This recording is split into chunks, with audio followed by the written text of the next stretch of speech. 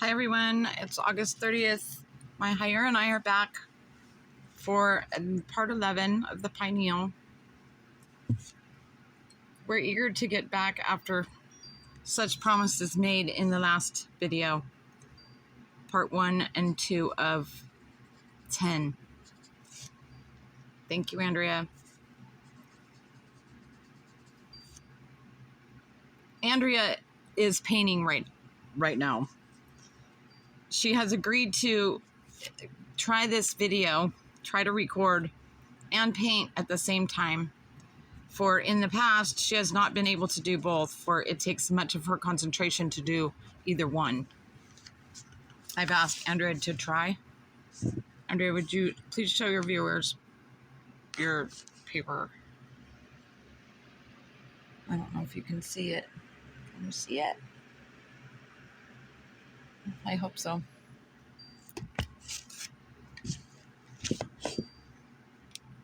Andrea, hold it up.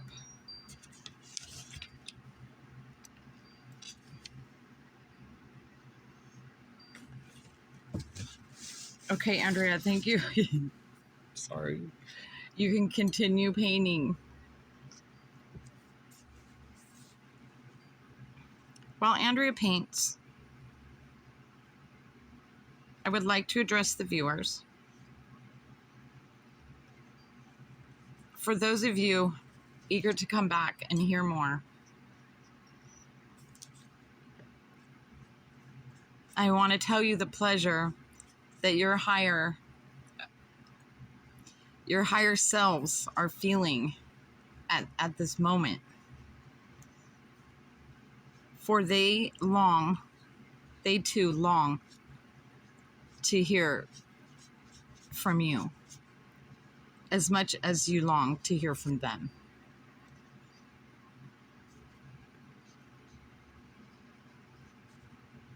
It is an inner knowing that brings you back to these videos, to this video. Is it not an inner knowing?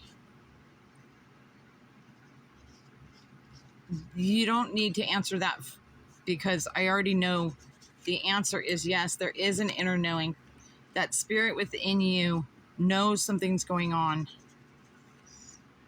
Your pineal was disabled, but your spirit was not. And it is fully functioning and very excited to have you here.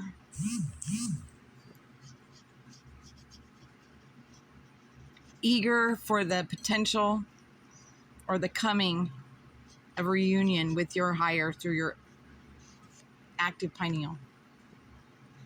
Thank you, Andrea. I know that was hard to sputter out. That's true. Andrea, let's talk more on the pineal.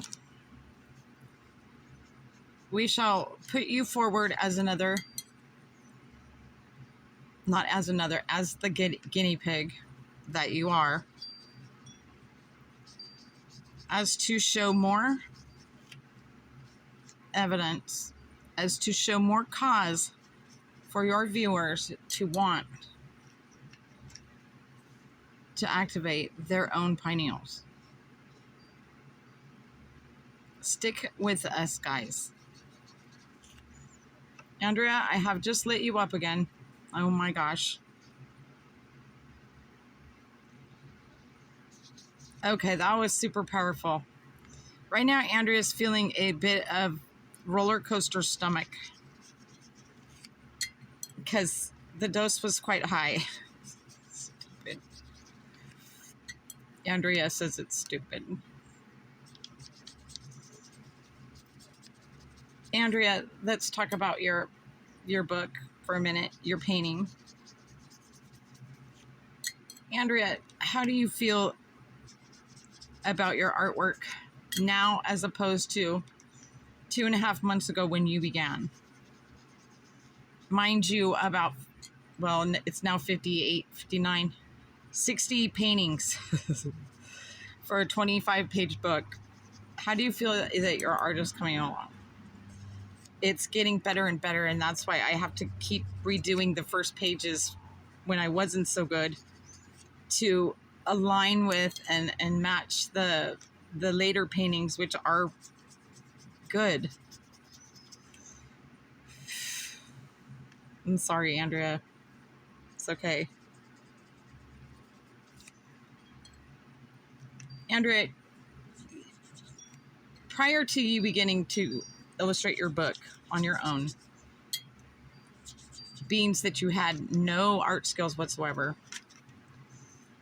you paid 2 paychecks, which is a month worth of full-time work, where you walk to work.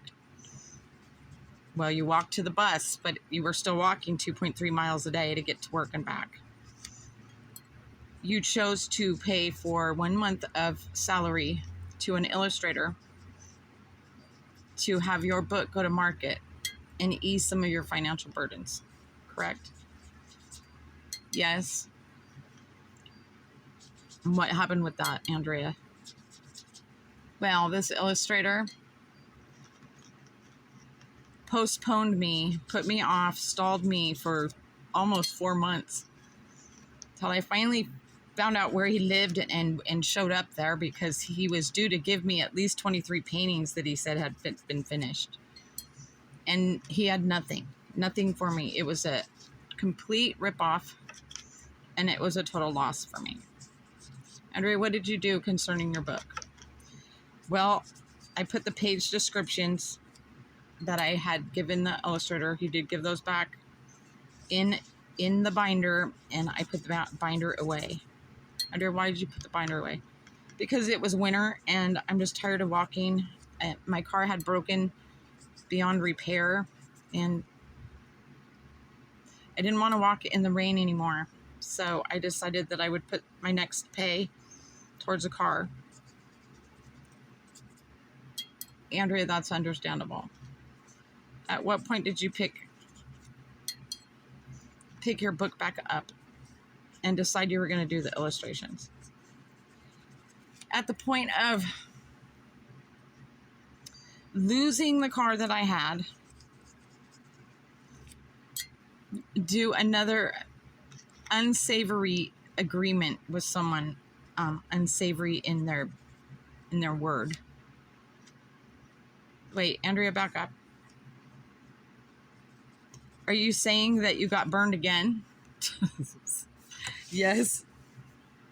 But Andrea, you had paid for the car. I had paid for the car up to the agreed price of $1,800. I was 1 payment short of completion and receiving the pink slip when the seller upped the price $1,000. And we had a contract yet, but we left it at his house on this little notepad. But I know that it's in his drawer. I know that he has it. It's at that point that I asked him to please send me a copy of the contract that we signed, because I know it was $18, not $2,800. He wouldn't do it. I went to work the next day, and of course, as the pink holder, and that I had that 1 payment due. Well, according to him, I had I don't know how many more payments. My payments were $300 a month. And so I came out at lunch to go to my car, and my car was gone. So Andrea, you're putting on a strong front on this one, but it is ironic, isn't it, to anyone watching, that twice in a row you get burned. And you're paying honest money for these services, correct? Or materials or items. That's correct. Your intentions have been nothing but good and honest and sincere the whole time. Yes. Yes. Andrea, you're laughing now, but it wasn't funny when you lost your car. Can you tell me why?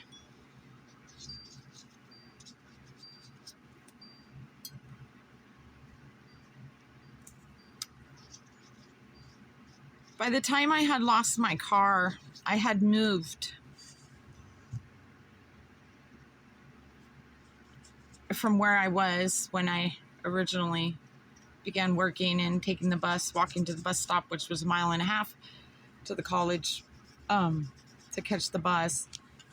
I was 4 miles away from the nearest bus stop after I had moved. Yet to me, it just didn't cross my mind, because this car was a good car, you know, and I was confident that I could pay for it and keep it, and it was every bit in my mind that my future's just going better than it really was. So, Andrea, what happens when you can't make the bus? You can't make it to work.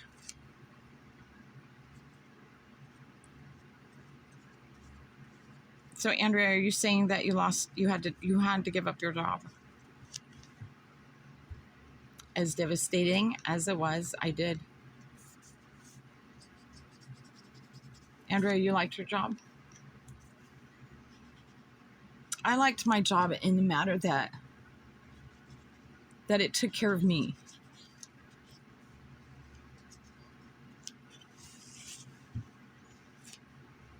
Andrea, in what way did your job take care of you?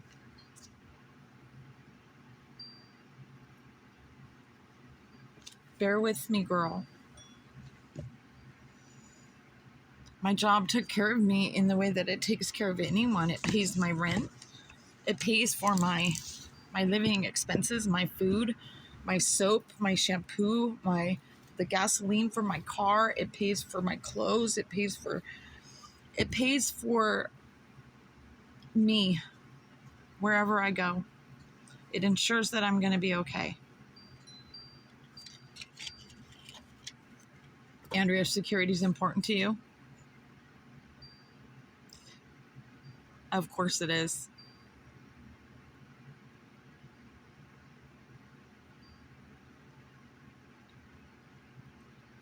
I'm sorry.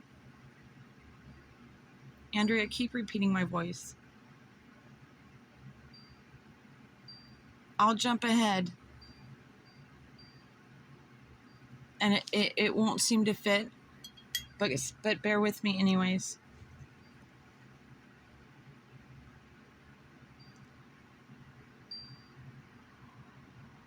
Andrea, the calling of your higher self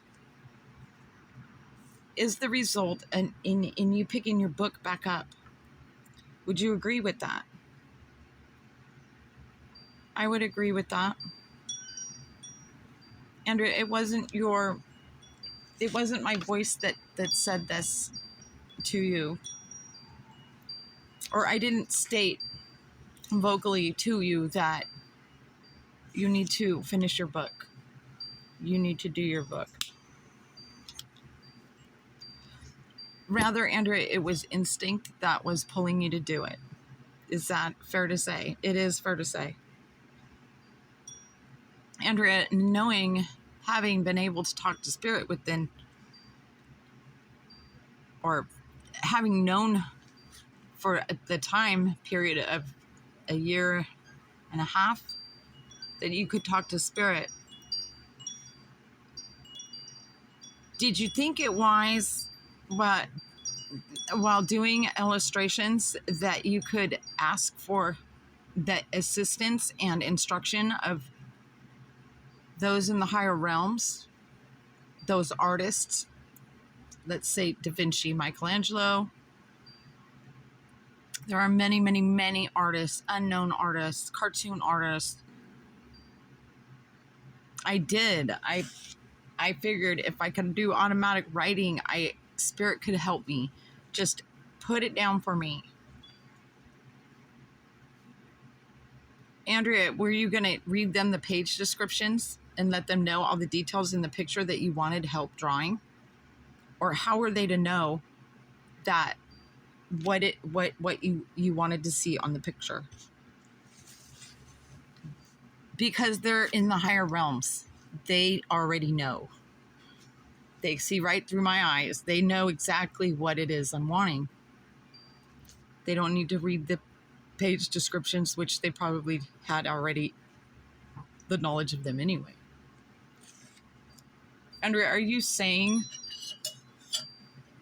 that it was as simple as grabbing a pencil and letting spirit draw? It wasn't that simple. Andrea, for the sake of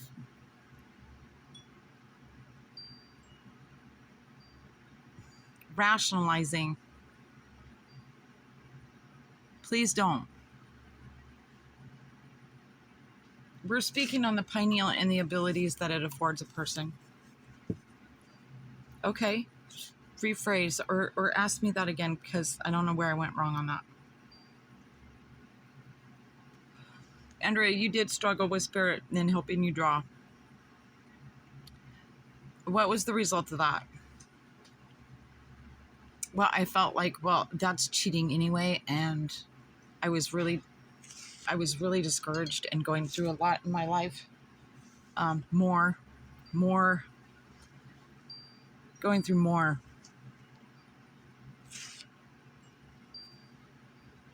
Andrea, at what point did you relax and allow spirit to guide you and help you?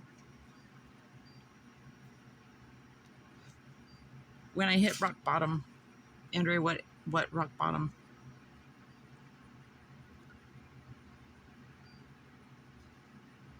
When I was faced with the fact that I had moved in with an extreme physical abuser, when I was faced with the fact that if I was going to survive, I have to leave. Andrea, you had nowhere to go. I was paying rent where I was. He wasn't paying his share, but I was paying mine, which was the same amount that I had paid every room that I've ever rented, and so forth.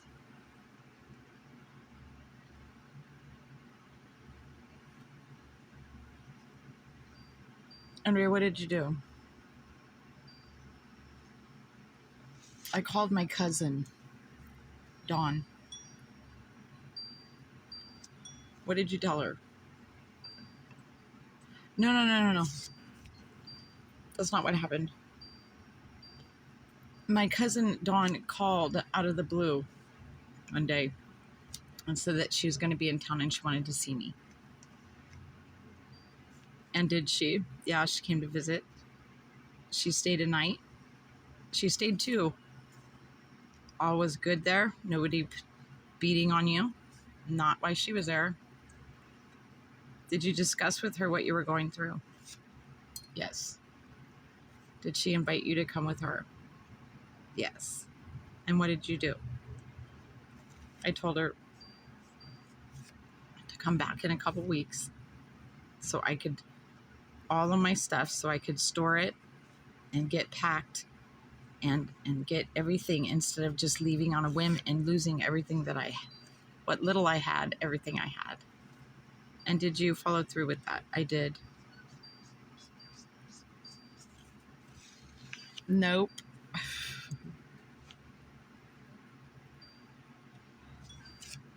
Andrea, when you got to your cousin's, what did you find? 15 acres of beautiful country.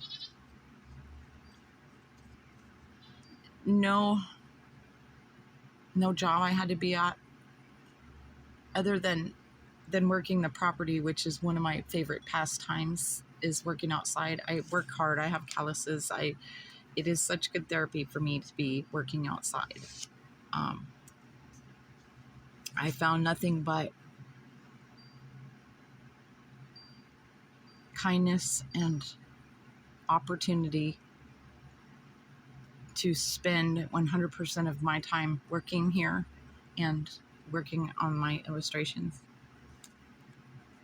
Andrea, what did you realize at that moment? At the moment that you realized you didn't have to worry about anything, that you were taken care of for, at least temporarily, you were in good hands and safe and free to do what your heart was desiring you to do. What did I realize at that point? Was that spirit has my back. That spirit does love me. And that if I'm true enough to my desire, it will come. Andrea, thank you for sharing that. That wasn't easy. Andrea, you slipped with your viewers the last video, and you stopped yourself quickly when you said you went to your tent at night. Andrea, are you sleeping in a tent? I am. Is this by choice? It is. Thank you for asking that. What is your alternative? The couch in my cousin's and her boyfriend's house, her little cottage. When you say small, Andrea, what do you mean by that? Meaning there's no kitchen, there's a bathroom, and it's a one big room. It's nice, but you choose the tent because for privacy, I guess, mostly. I just sleep in there. I don't hang out in there. Are you comfortable? My cousin has blessed me with such a nice air mattress and all the pillows, and I have lighting, I have electricity. I'm as comfortable as I can be. I like it at night because I can unzip all the windows because it's a big tent. I can unzip them all, and I can be with nature and still be without the flies and mosquitoes.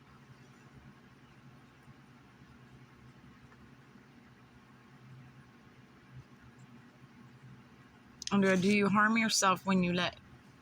I'm sorry. Andrea's interrupted me now because she's not seeing where my questions are leading. We'll move on. The Pineal, Andrea. Who is the first artist you asked? Well, I was struggling so hard in this eraser. We know what an eraser looks like new, right? Like, I have worked this little eraser. This is my best friend.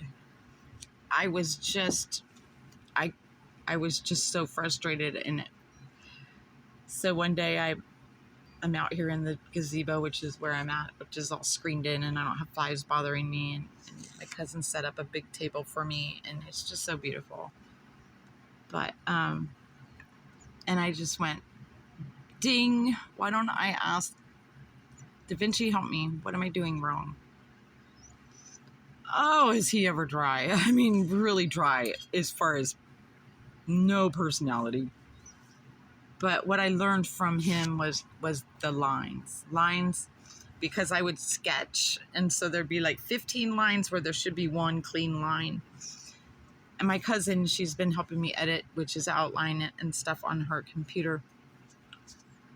She was even struggling not knowing which lines. So I worked with him for about 2 hours, and he helped me understand the importance of a good line.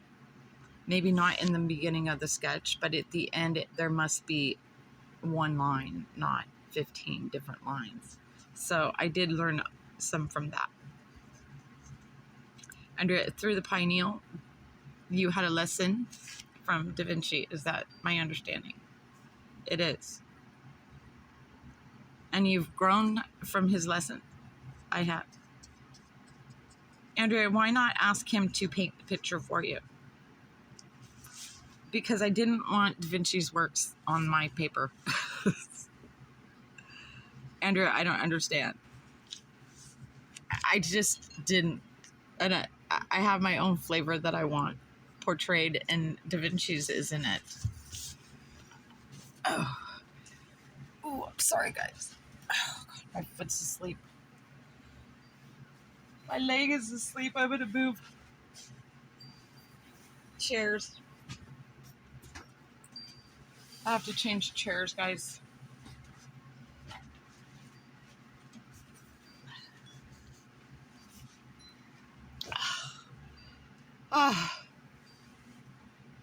More comfortable now, Andrea?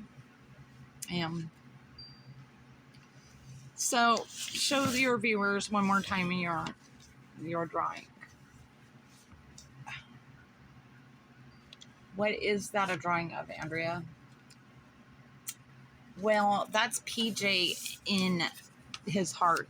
He's digging up the lies that he's told that are hiding in there.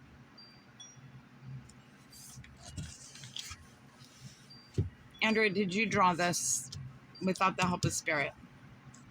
I did. But you can't draw. I can.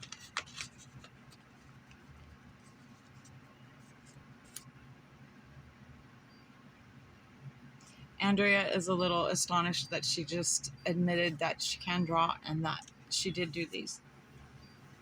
Andrea, are there any pages in there in which spirit has helped or drawn? Yes, there's 4 or there's 5 pictures that spirit, an animated artist, helped me draw. Fun ones. Andrea, and the rest are yours. They are.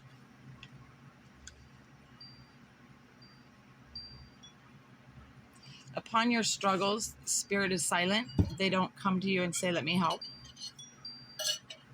No, they don't. Andrea, I'm wishing for you to explain that. Okay.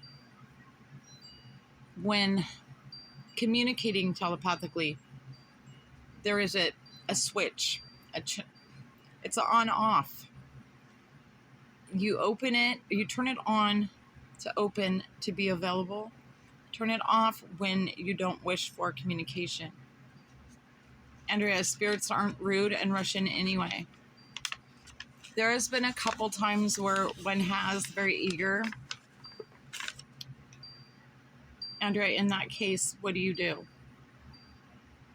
I listen to what it is that they're needing, and then I close. So, Andrea, when you're painting, what are you doing in your mind? Are you telepathically communicating? No. What are you doing?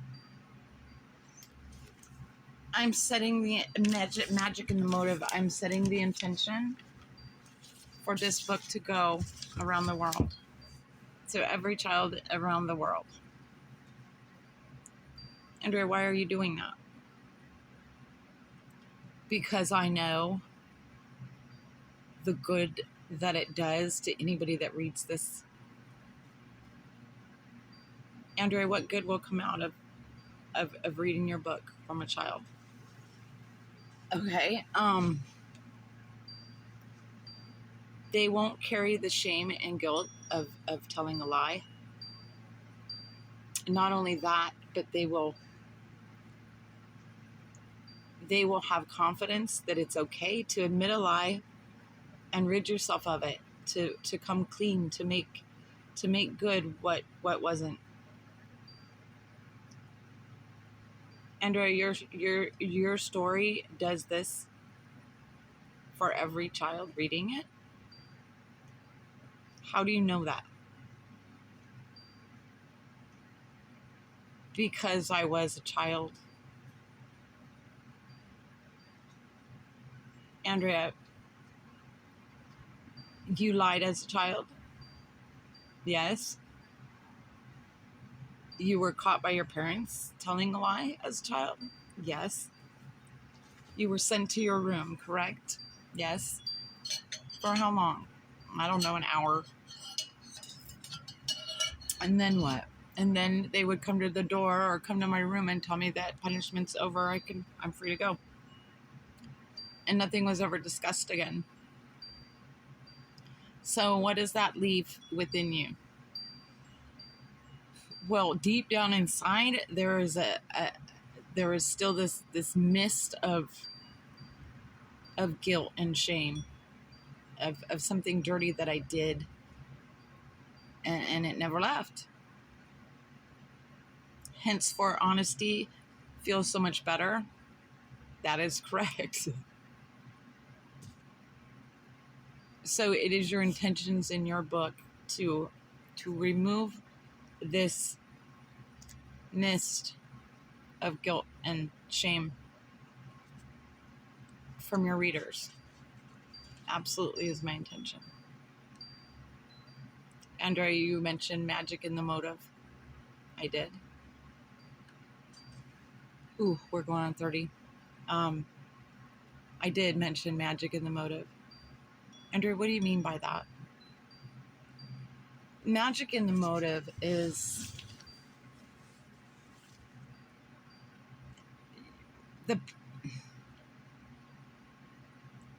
the amount of will and energy or thought, true intentions, what you put into your intentions, if they are true enough, will manifest.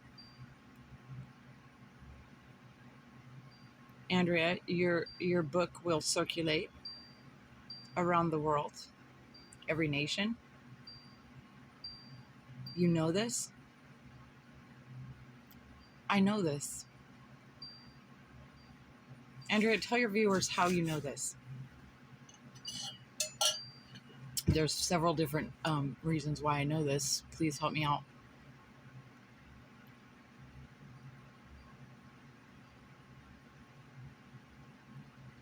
Andrea, when you were speaking to a spirit named Manuel from a higher realm, actually one realm above the realm you are in, you were speaking with him and he was telling you that you were the illustrator of this book. And I was like, but I don't draw. I'm not the illustrator. I'm not. He says, but you are. I can see this book. We have this book. This book has already been out. Your book has hit the market a while back here on this realm. And it states on the front clearly that you are the illustrator. No way. No way.